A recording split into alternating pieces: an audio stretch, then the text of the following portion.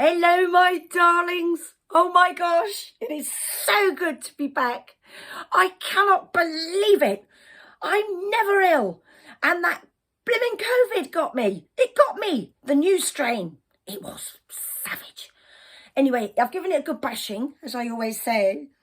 And my children almost felt tempted to film me because I was made to be still. However, my brain, being my brain, was still a million miles an hour.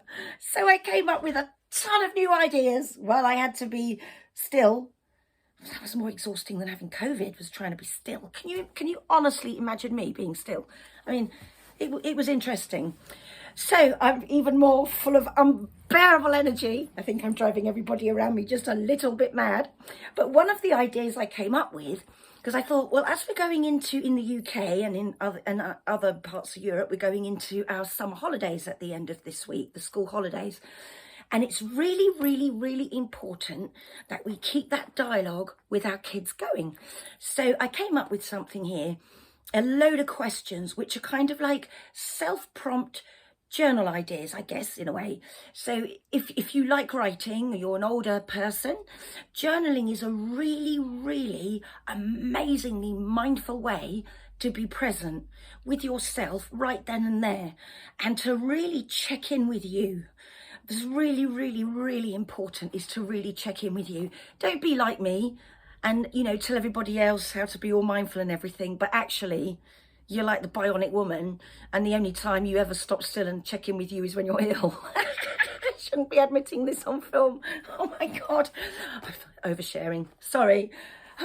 Well, there we go. It's the truth. It's the truth. Because I'm always so busy. But although I don't have time now to keep a diary, and actually at the moment I'm writing my biography, so it's that sort of journaling in a way is very mindful, very cathartic, really, really funny as well. Hilarious parts in my life. It's like Bridget Jones on steroids half the time. So that's good. That's been mindful. But when it comes to actually keeping a diary, I just don't have time. I don't know about you, but I don't have time. So I came up with this idea of just a few self-journal prompts, and somebody had dropped me off a little bag of goodies while I wasn't well. And I like to recycle things, so I turned it into a game. I'm always seeing games in everything, even bits of cardboard. I can't be left alone. I'm like a 3-year-old. So this game is, you can either do it as a treasure hunt. So if say you've got a child who's dyslexic, and the last thing they want to do is sit down and write. That's like a torture. They do not want to check in with themselves in that way. And there's all sorts of different ways of communicating. So if it's a younger child, you could put these questions into a treasure hunt, a hide and seek game. That game where, someone hides something and they tell the rest of the group whether they're hot or cold, are they near it or not? And then you all do the question together afterwards. But I have to say, when I do anything in a group, I always make it very clear to all the kids, if you don't want to answer something, or something is private, just say, because part of being a good friend and part of being a good listener is knowing that it's okay for somebody to say they don't want to tell you. And it doesn't mean they don't trust you, doesn't mean any of those things. It just means they need time to process it. They need to do things in their way, in their time. So I never force anybody to ever answer a question, because I wouldn't like it. It's like being basted in oil and stuck under having a grilling outside in the bar, on a barbecue. Nobody likes that. The other thing you could do is you could weave it into play therapy, into games. And this is really, really effective. And I find when I do sort of games and stories and things like that with people of all ages, very often what they need to say will well up quite naturally than if, for instance, I was giving them a talk therapy session. It's much kinder, and you're doing it with them, so they don't feel like, you've got this spotlight on them and, you're dragging it all out of them. You're doing it with them, because if the kids get a question, then I answer it as well, and I don't go on as much as I do on these videos, by the way. They are spared that because they're with me, so, we can just do this. But you can actually just, with my older groups, we probably just sit down and do it as a lucky dip. So that's what I'm going to do now, because otherwise this video is going to be another documentary You know what I'm like. Anyway, I did loads. Look, I came up with absolutely tons and tons of ideas. So I actually have no idea what I'm going to pull out. Give it all a great big juggle. If you want to have some ideas for questions, if you click onto AnnaKennedyOnline.com, where I'm her wellbeing charity ambassador, click on there. There will be ideas for questions that you can ask. But I honestly believe, even if you just went onto Google or something and typed in self-prompt, self-question, journal prompts or journal prompts, stuff like that, it would come up with loads.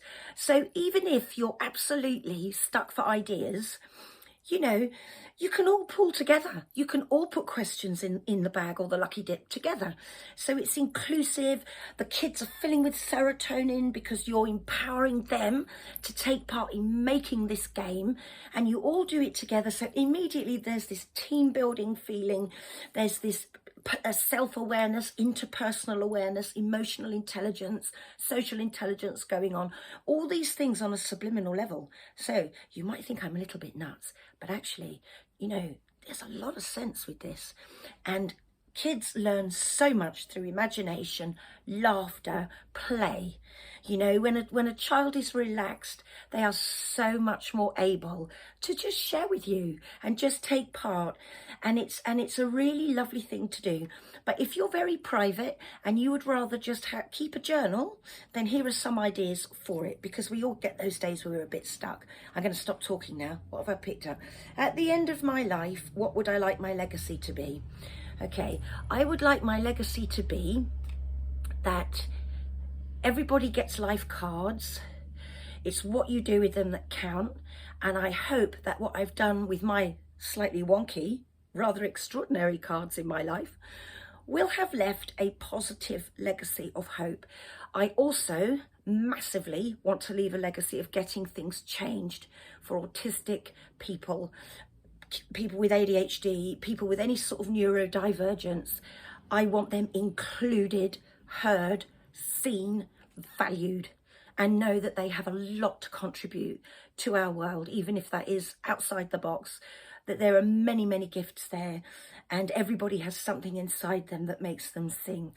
And I would love to see laws change, teacher training change, and I would also like to see therapies in every single school. I started this up 15, 16, 17 years ago now. I don't count because I just love what I do. Long time. So I would love to see this in every single school, that looking after the whole person, because our emotional brains are inside our cognitive brains. They're not floating around outside it like this little well-being piece of anatomy. They're not. They're inside our cognitive brains. So this is what I would do.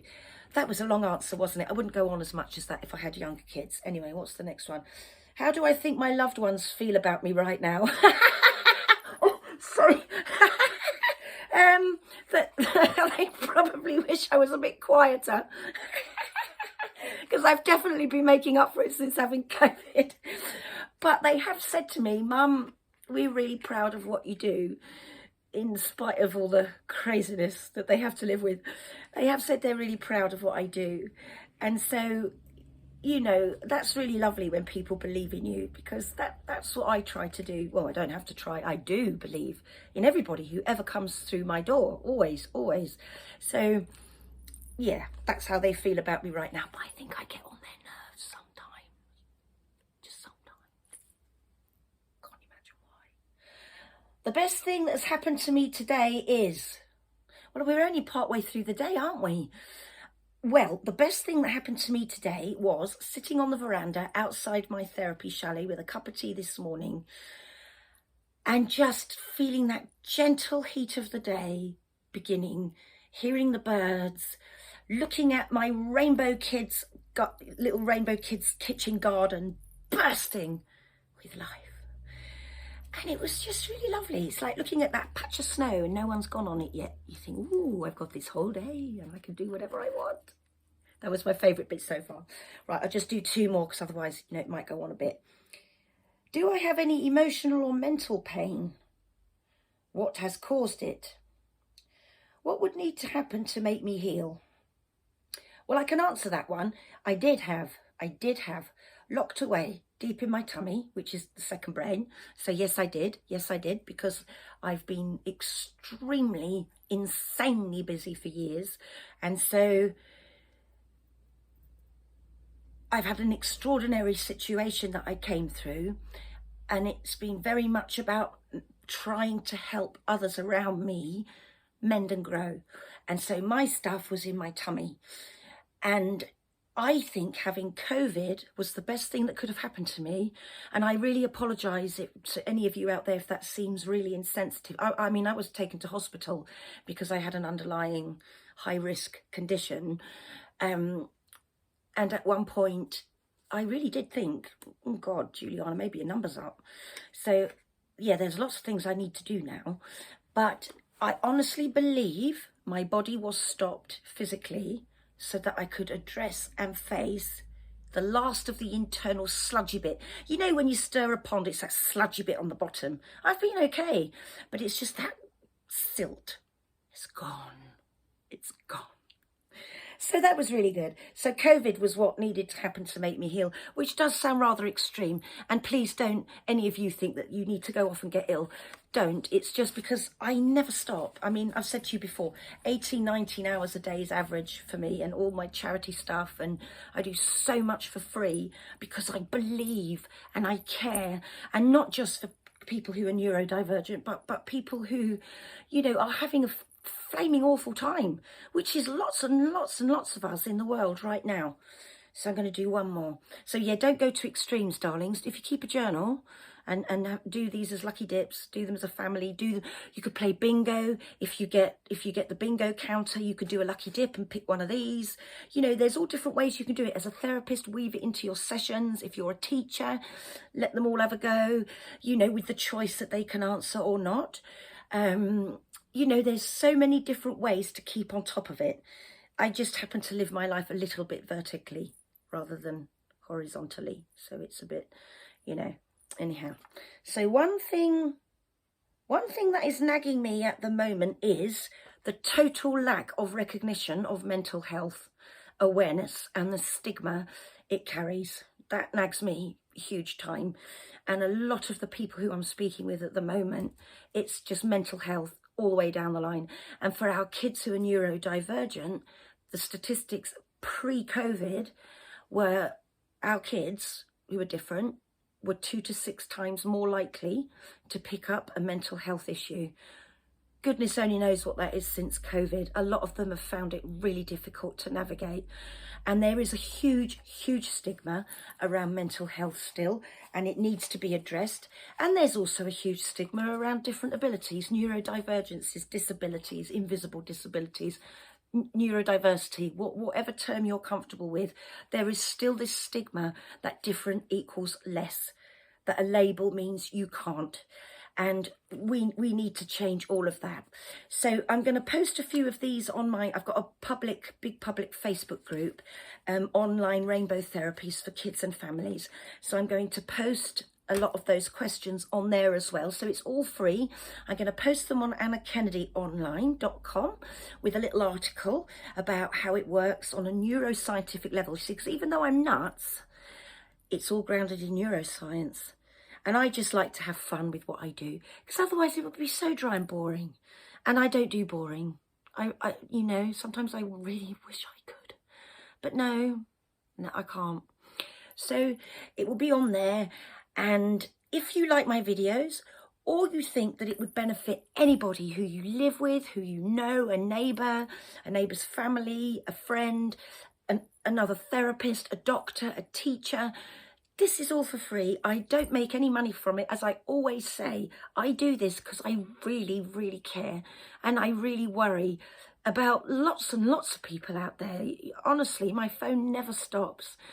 And yeah, so if you like my videos, if you think there's anything in any of them that would help, whether that's yoga, touch, massage, play therapy, mindfulness, you know, whatever it is, subscribe. And if you touch that little bell, it will notify you when I'm on, so that you could take some paracetamol and get a stiff drink ready. Prepare yourselves. And it's just lovely to share.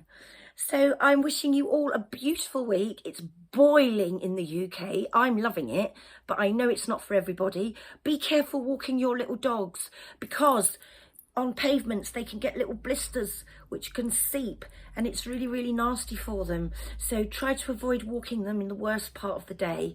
Look after your little people, because they're like little people, aren't they?